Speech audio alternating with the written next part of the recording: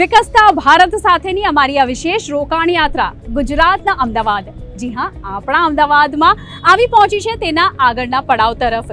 જે રીતે આ અટલ બ્રિજ અમદાવાદની ઓળખ છે, એ જ રીતે પૈસો અને ઇન્વેસ્ટમેન્ટ ગુજરાતીઓની ઓળખ છે. અને એટલા માટે જ હવે આજે આપણે વિકસિત ભારત સાથે મની9 અને SBI મ્યુચ્યુઅલ ફંડની આ વિશેષ રોકાણ યાત્રાને આગળ વધારીએ, જ્યાં તમામ લોકો અમારા એક વિશેષ મંચ પર તૈયાર છે આ યાત્રાની શરૂઆત કરવા માટે.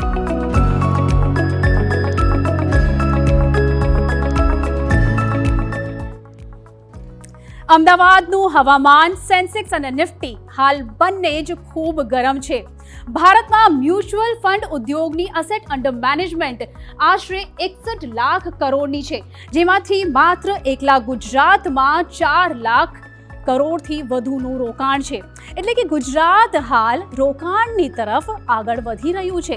પણ અહીં સૌથી મહત્વપૂર્ણ સવાલ એ છે કે તમારી આ રોકાણ યાત્રાને, તમારા ઇન્વેસ્ટમેન્ટને વધુ સમૃદ્ધ આખરે કઈ રીતે બનાવવું, બજારમાં આવનારી કટોકટીને અગાઉથી કઈ રીતે ઓળખવી, અને જેઓને એવું લાગે છે કે બજાર ખૂબ તેજીમાં છે અને તેઓ પોતાની ટ્રેન ચૂકી ગયા છે, તો શું હવે તમારે આ સફર શરૂ કરવી જોઈએ કે નહીં? આ તમામ સવાલોના જવાબ તમને આવનારા અડધો કલાકની અંદર અમારી આ વિશેષ નિવેશ યાત્રામાં ચોક્કસપણે મળી જશે. તો અમારી સાથે અમદાવાદની તમામ ઓડિયન્સ અત્યારે હાજર છે TV9ના સ્ટુડિયોમાં, અને તમામનું સ્વાગત છે. અને સાથે જ છે મની9ના editor Anshuman Tiwari. Anshuman ji, over to you. Thank you Neeru. Gujarat के लोग पैसे को सबसे बेहतर ढंग से समझते हैं, निवेश को सबसे बेहतर ढंग से समझते हैं. मनी9 और SBI म्यूचुअल फंड पूरे भारत में अलग अलग शहरों में निवेशकों को निवेश के मैनेजरों से मिलवा रहा है. ये कोशिश है उन लोगों के बीच में मिलाने की जो आपका पैसा निवेश करते हैं, आप उनसे सवाल पूछ सकें, जान सकें और उनसे बात कर सकें. और इस सब का जवाब देने के लिए हमारे साथ हैं रजत चट्टोपाध्याय. रजत जी एग्जीक्यूटिव वाइस प्रेसिडेंट हैं SBI के. SBI म्यूचुअल फंड की जो पूरा सफ़र रहा है पिछले कुछ सालों का, वो उसमें 18 साल के सफ़र में साथ रहे हैं और ये भारत का सबसे बड़ा म्यूचुअल फंड है. तो हम उनसे बातचीत शुरू करें, उनसे सवाल पूछें, आपके सवाल उन तक लेकर आएं. उससे पहले देखिए ये खास वीडियो. વિશ્વની સૌથી ઝડપથી દોડતી અર્થવ્યવસ્થા, કોવિડ ઉપરાંત દુનિયાને ચોંકાવી દે તેવો વિકાસ દર, સ્થિર સરકાર, નિરંતર સુધાર, રેકોર્ડ તોડ વિદેશી મુદ્રા ભંડાર, વિશ્વનું ચોથું સૌથી મોટું શેર બજાર, વિદેશી રોકાણકારોનો ભરોસો. જો કોઈ રોકાણકારે છેલ્લા 10 વર્ષમાં અમેરિકા કે ચીનમાં રોકાણ કર્યું હશે તો એને પસ્તાવો થતો હશે, કારણ કે ભારતના શેર બજારે છેલ્લા 10 વર્ષમાં સૌથી વધારે રિટર્ન આપ્યું છે અને વિશ્વના ઝડપથી વિકસી રહેલા બજારોમાં એ સામેલ થઈ ગયું છે. ચોંકશો નહીં, ભારતની આ પ્રગતિની હવે આખી દુનિયાએ નોંધ લીધી છે. પરંતુ તમે શું આ પ્રગતિનો લાભ લીધો? તમે પૂછશો કેવી રીતે? અમે તો શેર બજાર નથી જાણતા. અરે ભાઈ, કાલની વાત છોડો, હવે તો મ્યુચ્યુઅલ ફંડ છે ને.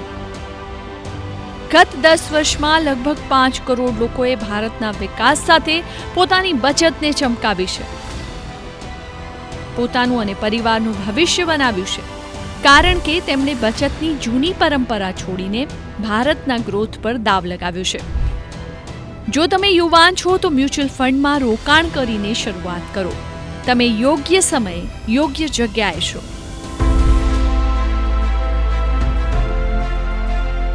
જો તમે મોડેથી જાગ્યા હો તો ઉંમરના આ તબક્કે તમારી બચત અને રોકાણને ફરી એકવાર ચેક કરો.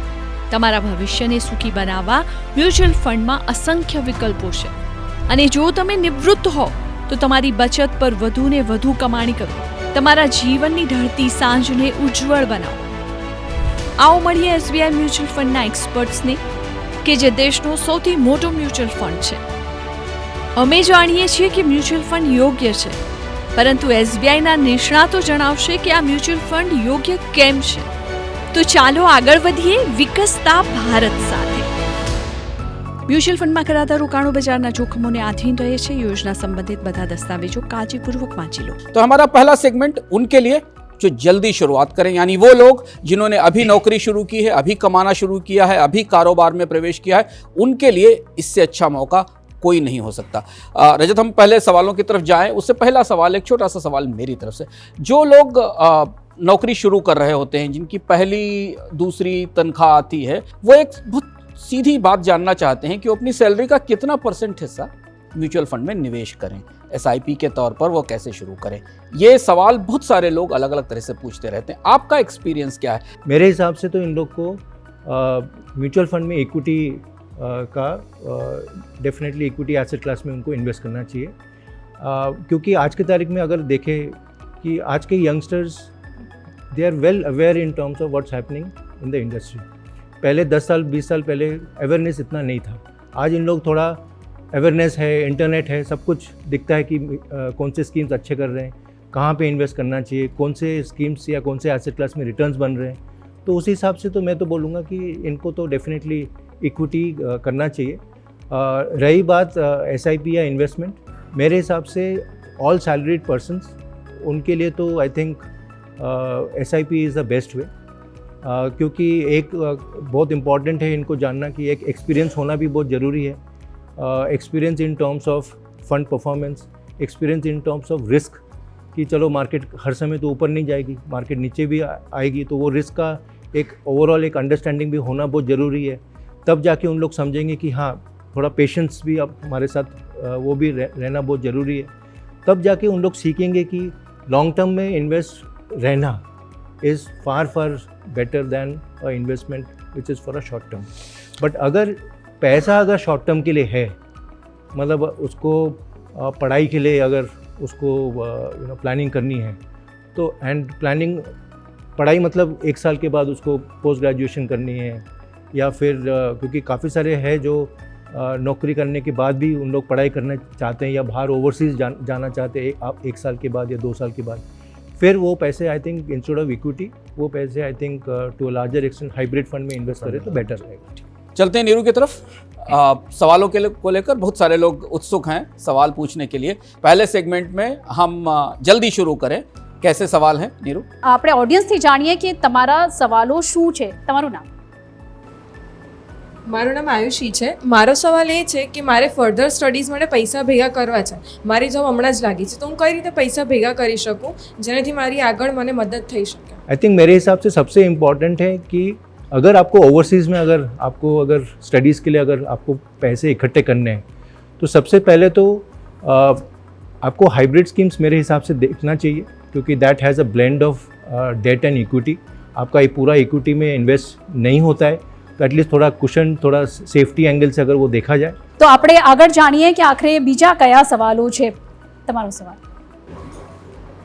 મારું નામ હની મેવાડા છે. મારો સવાલ એ છે કે SIP ફંડ્સ ઇન્વેસ્ટ કરવા માટે કયો ક્રાઇટેરિયા ધ્યાનમાં રાખવો પડે?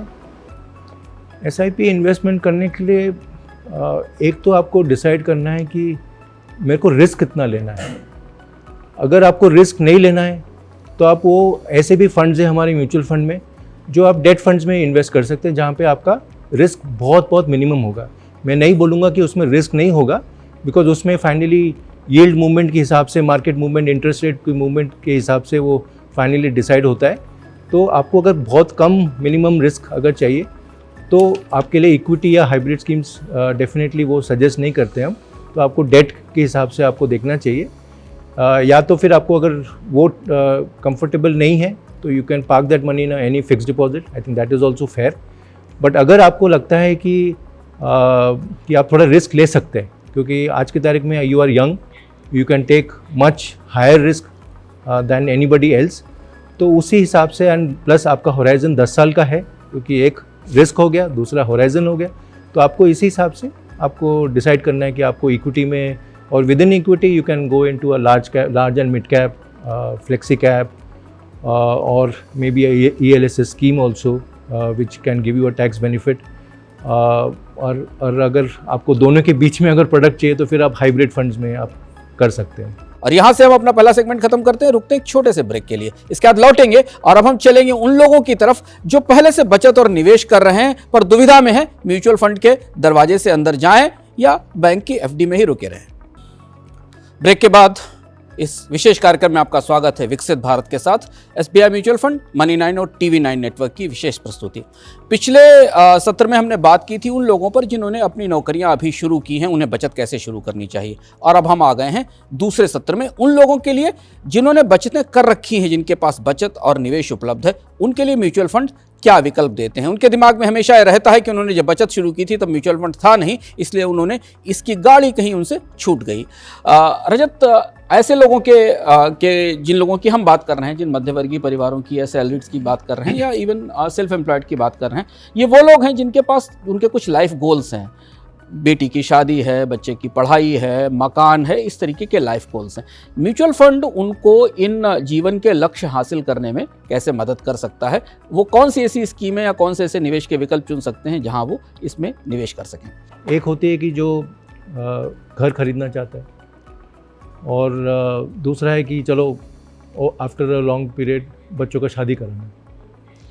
ना अगर हमने दोनों अगर देखे, शॉर्ट टर्म गोल्स और लॉन्ग टर्म गोल्स, फाइनली इसमें सबसे मोस्ट इम्पॉर्टेंट चीज़ जो है, या तो अपने सैलरी से वो ये सब एस्पिरेशन को पूरा करे, ये ड्रीम को पूरा करे, या फिर पर्सनल लोन्स ले। तो अगर आप शॉर्ट टर्म एंगल से देखें या लॉन्ग टर्म एंगल से देखें, मेरे हिसाब से हर एक इन्वेस्टर को अपने लिमिट के हिसाब से, अपने रिक्वायरमेंट के हिसाब से स्टेप बाय स्टेप ये एस्पिरेशंस या ये गोल्स एक एक करके लेना चाहिए। बट हम लोग देखिए कोई यंगस्टर्स क्या होता है, उनको थोड़ा हर चीज़ जल्दी चाहिए, तो उसी हिसाब से थोड़े मिस्टेक्स हो जाते हैं। बट अगर उन लोगों ने ठीक तरीके से अगर प्लानिंग करे, I think to a larger extent I think they will be able to manage their overall aspirations.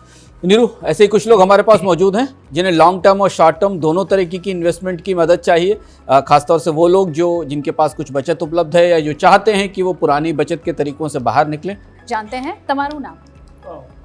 Tinku जरतारकर नाम है मेरा, और मैं ये जानना चाहता हूँ, म्यूचुअल फंड बहुत सारे हैं मार्केट में, तो SBI में मुझे क्या बेनिफिट मिल सकता है, किस तरह से उसको अलग मैं आगे बढ़ सकता हूँ? हर एक इन्वेस्टर के लिए कुछ ना कुछ प्रोडक्ट सॉल्यूशंस है हमारे पास। अभी किसी को चाहिए कि आपका बच्चे के नाम पे इन्वेस्ट कराना है, तो हर एक म्यूचुअल फंड में, जैसे कि SBI में हमारे पास चिल्ड्रन फंड्स हैं, तो वो आपके बच्चों के लिए आप वो देख सकते हैं, क्योंकि उसमें 18 साल के नीचे जो भी बच्चे हैं वो इन्वेस्ट कर सकते हैं, ठीक है ना। फिर आपको आपका मैडम को इन्वेस्ट कराना है या आपका पिताजी को इन्वेस्ट कराना है, आपके पिताजी में भी अबव 60-65 एज होंगे, तो उनके लिए हमारे पास रिटायरमेंट फंड्स है। तो ऐसे हमारे पास बहुत सारे फंड्स हैं। रिस्क वाले भी फंड्स भी है, जो नई रिस्क लेते वो भी है, बीच वाले जो हाइब्रिड हम लोग बोलते हैं वो फंड्स भी है। तो जैसा आपको रिक्वायरमेंट्स के हिसाब से आपको चाहिए, उसी प्रकार के हमारे पास प्रोडक्ट्स हैं सर। एक और हमारे पास यहाँ पे सवाल है, તમારો સવાલ શું છે? નમસ્કાર, મારું નામ શાશ્વત પંડ્યા છે અને હું એક વિદ્યાર્થી છું અને અત્યારે અભ્યાસ કરું છું। તો મારો પ્રશ્ન એ છે કે આ ઉંમરમાં અને આ સમયમાં અપ્રોચ આપણે લમસમ ઇન્વેસ્ટમેન્ટનું લેવો જોઈએ કે SIP તરફ આપણે આગળ વધવું જોઈએ? Thank you. तो सबसे पहले तो पूछूंगा पॉकेट मनी मिलता है कि नहीं मिलता है। अगर पॉकेट मनी मिलता है तो फिर आपको SIP करना चाहिए, क्योंकि पॉकेट मनी हर महीना मिलता है। जी जी जी। हम लोग को पॉकेट मनी नहीं मिलता था, पर आपको तो मिलता होगा, I am sure about it. आज के बच्चे लोग को, सब लोग को पॉकेट मनी मिलता है, जी जी। तो आप SIP करिए। શું વાત છે! તો તમામ અલગ અલગ એજ ગ્રુપ માટે તમામ અલગ અલગ પ્રકારની ટિપ્સ છે અને તમામ લોકોએ આ તમામ વસ્તુઓ જે છે તે ખૂબ જ ધ્યાનમાં રાખવાની જરૂર છે। તમારો પ્રશ્ન શું છે? હેલો સર, મારું નામ માનસી છે। મારો સવાલ એ છે કે જ્યારે આપણે મિડલ એજમાં આવીએ છીએ, at the age of around 35, જ્યાં ફાઇનાન્શિયલ બર્ડન્સ બહુ જ બધા છે અને ઇન્કમ બહુ જ લિમિટેડ છે, તો at the age of 35 how to start with mutual funds? तो सबसे पहले मैं आपको ये पूछना चाहूँगा कि इन्वेस्टमेंट आप करते हैं कि आपके हस्बैंड करते हैं? स्टार्ट ही नहीं किया है सर। ठीक है, मैं इसलिए पूछा मैंने आप लोग को ये, क्योंकि ये बहुत कॉमन एक नैरेटिव है कि हस्बैंड लोग मैडम के, वाइफ के इन्वेस्टमेंट्स कराते हैं। तो सबसे पहले तो एक एम्पावरमेंट, जो वुमेन एम्पावरमेंट की जो हम लोग बात करते हैं, सबसे पहले तो आपको ये सीखना चाहिए कि इन्वेस्टमेंट कैसे करें, और ये नहीं कि कैसे करें, उसके बाद आपको इन्वेस्टमेंट रेगुलरली करना है खुद, ऐप में या वेबसाइट में जाके खुद इन्वेस्टमेंट करना है, वो आप हस्बैंड से सीखिए, क्योंकि वो सीखना बहुत ज़रूरी है। ठीक है, जब तक आप ये नहीं सीखेंगे तब तक आप मार्केट में थोड़ा सा इंटरेस्ट नहीं आएगा। ठीक है, वो बहुत ज़रूरी है आपको इंटरेस्ट आना, अदरवाइज़ आप हस्बैंड को हर समय बोलेंगे कि मेरा तो पैसा डुबा दिया आपने। तो वो सीखना बहुत ज़रूरी है, क्योंकि एम्पावरमेंट बहुत ज़रूरी है।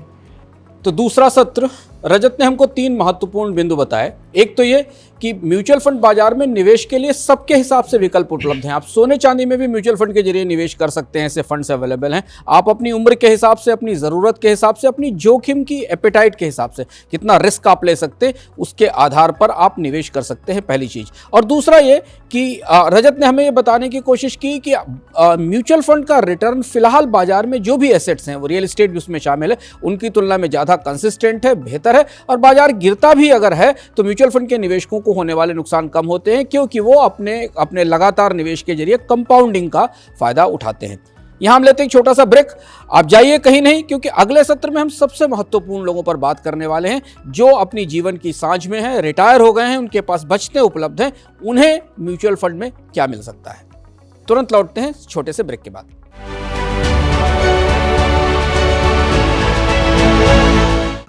बढ़ते भारत के साथ एसबीआई म्यूचुअल फंड, टीवी 9 और मनी 9 की इस विशेष प्रस्तुति के आखिरी सत्र में आपका स्वागत है।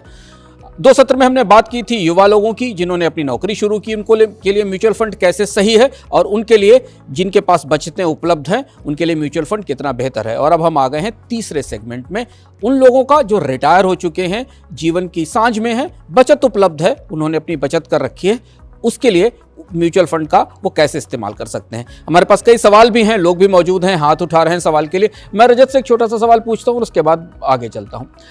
जो लोग इस आयु वर्ग में होते हैं, 55-60 साल से ऊपर के लोग होते हैं, उनकी 2 बड़ी ज़रूरतें होती हैं। एक तो उनके पास नियमित इनकम नहीं होती, क्योंकि बहुत सारे लोग भारत में पेंशन अभी नहीं ले पाते हैं, बहुत हैं जो सरकारी लोग हैं, उनके अलावा बाकी लोगों के पास पेंशन नहीं है। बचतें तो होंगी, तो वो कैसे म्यूचुअल फंड के जरिए अपनी नियमित मासिक इनकम कर सकते हैं, जिससे कि उनके खर्चे बन सकें। और दूसरी उन्हें ज़रूरत होती है थोड़े बहुत इमरजेंसी फंड की, स्वास्थ्य संबंधी ज़रूरतों के लिए, जिससे उनके पास कुछ पैसा लिक्विड बना रहे। म्यूचुअल फंड इस मामले में जो वयोवृद्ध लोग हैं, जो 60+ लोग हैं, उनकी कैसे मदद करेगा? आज की तारीख में जो सबसे बड़ा जो टॉपिक है कि एक रेगुलर इनकम इनके पास है नहीं, और इन लोग चाहते हैं कि एक रेगुलर इनकम रहे। अगर हम लोग देखा जाए तो सरकार काफ़ी प्रयत्न कर रही है इन टर्म्स ऑफ, अगर हम लोग एनपीएस का अगर बात करें ना, पहले NPS national pension scheme was available only for government staff. अभी गवर्नमेंट ने वो प्राइवेट सेक्टर के लिए भी ओपन कर ली है। उसके अलावा गवर्नमेंट काफ़ी इनिशिएटिव्स ले रहे हैं कि सोशल सिक्योरिटी के एंगल में काफ़ी प्रयत्न इन लोग कर रहे हैं, इनिशिएटिव्स ले रहे हैं कि एक सोशल सिक्योरिटी, एक डिसेंट सा एक लाइफ रिटायरीज को या वो एज ग्रुप को दिया जाए। और सबसे इम्पॉर्टेंट ये है कि अगर वो म्यूचुअल फंड के एंगल से अगर देख रहे हैं तो मेरे हिसाब से लुकिंग एट देयर एज, इनको हाइब्रिड स्कीम्स जैसा हमारे हो गए इक्विटी हाइब्रिड स्कीम्स, या फिर बैलेंस एडवांटेज प्रोडक्ट्स है, या मल्टी एसेट वाले जो स्कीम्स है, उसमें इनको इन्वेस्टमेंट करना चाहिए। My name is Vijay Trivedi. I am retired professional and regular investor in all instruments. My question is focused on hybrid mutual fund. Presently, our market is very much lucrative, so profit booking and maybe correction also, that scenario can be envisaged. On other hand, rate cut, it is also inevitable, if not in this quarter, maybe in next quarter. Or so my question is that if this rate cut and market correction, these two happenings is taking place in closer timeline, then how the fund manager will be protect the asset of investor? So fund manager का काम क्या होता है? Fund manager का काम होता है कि जो पोर्टफोलियो जो उसने कंस्ट्रक्ट किया है हाइब्रिड स्कीम्स में या कोई भी अगर डेट स्कीम में, अगर वो हाइब्रिड स्कीम में अगर पोर्टफोलियो कंस्ट्रक्ट किया है और अगर उसको लगता है कि अभी रेट कट आने वाली है, अगर आपने अगर क्वेश्चन पूछा, तो सबसे बड़ा फ़ायदा डेट फंड को या फिर कोई भी हाइब्रिड स्कीम्स में होगा ऑन द डेट पोर्टफोलियो कि आपको उसमें फ़ायदा हो जाएगा, क्योंकि रेट कट होगा तो आपका प्राइस मूवमेंट आपका और रिटर्न्स बढ़ जाएगा, because yields and prices are inversely related. So if your yields are coming down, if your rate cut is happening, automatically your prices are going up. तो bond के price बढ़ जाएंगे, आपके NAV बढ़ जाएगा, आपका रिटर्न्स बढ़ जाएगा. So that is one. तो उसमें फंड मैनेजर क्या करता है, फंड मैनेजर अगर वो 2 साल या 3 साल का अगर पेपर अगर लेके बैठा है वो पोर्टफोलियो में, तो वो क्या करेगा, अज्यूमिंग दैट कि चलो उसको दिख रहा है कि 3 महीने या 6 महीने में रेट कट होगा, तो सबसे पहले वो क्या करेगा, अपना पोर्टफोलियो का पोजीशन थोड़ा बढ़ा देगा. बढ़ाने से क्या होगा, वो फ़ायदा आपको होगा, क्योंकि द मोमेंट रेट कट होगा, he is holding longer papers, तो automatically it will benefit you in terms of the returns. Hi, my name is Rahul Lulla. Sir, small cap fund और डिफेंस दो जो अभी कंटिन्यूस चल रहा है, small cap and defence okay, जो लास्ट 4 साल से बहुत बुलिश रहा है और बहुत सारे फंड मैनेजर्स उस पर ज़्यादा दबाव दे रहे हैं, और हमारा अभी रिसेंटली डिफेंस का पूरा एक इंडेक्स खड़ा कर दिया गया है शेयर मार्केट के अंदर. तो सर, अभी भी आप इस पे बुलिश हैं, और डिफेंस तो इसलिए मजबूत है, हमारे मोदी साहब हैं, तो आगे जब मोदी साहब नहीं रहेंगे तो डिफेंस कितना मजबूत रहेगा, इस पे थोड़ा आपसे रुझान चाहिए था. अगर आपने मोदी साहब का जिक्र किया तो फाइनली बात आती है मेक इन इंडिया की, और मेक इन इंडिया की बात आती है तो काफ़ी सारे इंसेंटिव्स, काफ़ी सारे इनिशिएटिव्स गवर्नमेंट ने मैन्युफैक्चरिंग या इंफ्रास्ट्रक्चर में काफ़ी लिया है. आपने देखा होगा कि मोदी साहब या हमारे एक्सटर्नल मिनिस्टर्स काफ़ी सारे नेबरिंग कंट्रीज़ और काफ़ी सारे कंट्रीज़ में भी जाते हैं इन terms of doing bilateral agreements.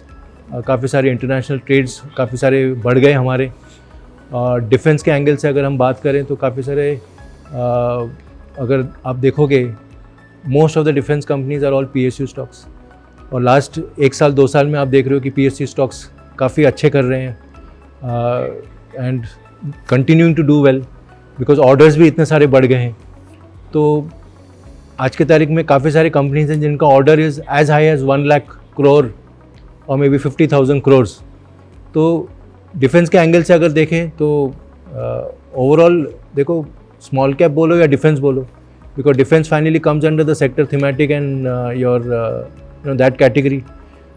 उसमें तो सबसे ज़्यादा रिस्क होती है, तो आपके रिस्क एपिटाइट के ऊपर डिपेंड करता है कि आप वो रिस्क लेना चाहोगे नहीं लेना चाहोगे. इस कार्यक्रम के अंत में रजत ने जितनी बातें कही उनमें 2 महत्वपूर्ण तथ्य मुझे दिखाई देते हैं. एक ये कि म्यूचुअल फंड सही है, ये बात सही है, पर इसके साथ ये है कि म्यूचुअल फंड सबके लिए सही है, सिर्फ कुछ के लिए नहीं, ये सभी के लिए सही है. रजत ने ये बताया, और यहाँ से इस कार्यक्रम का समापन करते हैं. आप सभी दर्शकों का यहाँ आने के लिए धन्यवाद, सवाल पूछने के लिए धन्यवाद. बहुत सारे सवाल थे, हम उन्हें शामिल नहीं कर पाए. किसी अगले कार्यक्रम में फिर मिलेंगे और फिर इन सवालों पर चर्चा करेंगे. और हम चलते हैं सीधे नीरू के पास. તો ભારતમાં મ્યુચ્યુઅલ ફંડ ઉદ્યોગની AUM 61 લાખ કરોડથી જલ્દી જ 100 લાખ કરોડ પહોંચી જાય તો પણ કોઈ નવાઈની વાત નથી. અને તમારો એમ ફેક્ટર એટલે કે તમારું મની, તમારી પાસે જે ફંડ છે તે તમને વધુથી વધુ પૈસા કમાવા માટે, તમારા સપનાઓને પૂરા કરવા માટે અને વધુ સમૃદ્ધ તમને બનાવવા માટે કઈ રીતે મદદગાર સાબિત થઈ શકે છે તે તમામ વર્ગના લોકો માટે અહીં ખૂબ જ તમામ પ્રશ્નોના ખૂબ જ સરસ અને રસપ્રદ જવાબ સૌ કોઈને મળ્યા છે. તે પછી સ્ટુડન્ટ હોય કે નવી જોબ શરૂ કરી હોય, મિડ લાઈફ હોય કે રિટાયરમેન્ટ વર્ગના લોકો હોય, તમામ લોકો માટે અહીં તમામ પ્રશ્નોના ખૂબ જ રસપ્રદ જવાબો મળ્યા છે. તો અમારી આ વિશેષ રજૂઆત મની 9ની સાથે SBIની આ વિશેષ નિવેશ યાત્રામાં હાલ બસ આટલું જ. અને તમારા સૌનો ખૂબ ખૂબ આભાર અમારી સાથે જોડાવા બદલ. रजत जी, आपका भी बहुत बहुत शुक्रिया हमारे साथ जुड़ने के लिए. तो TV9 ની વિશેષ રજૂઆતમાં હાલ બસ આટલું જ, પણ વધુ સમાચારો માટે આપ જોતા રહો TV9.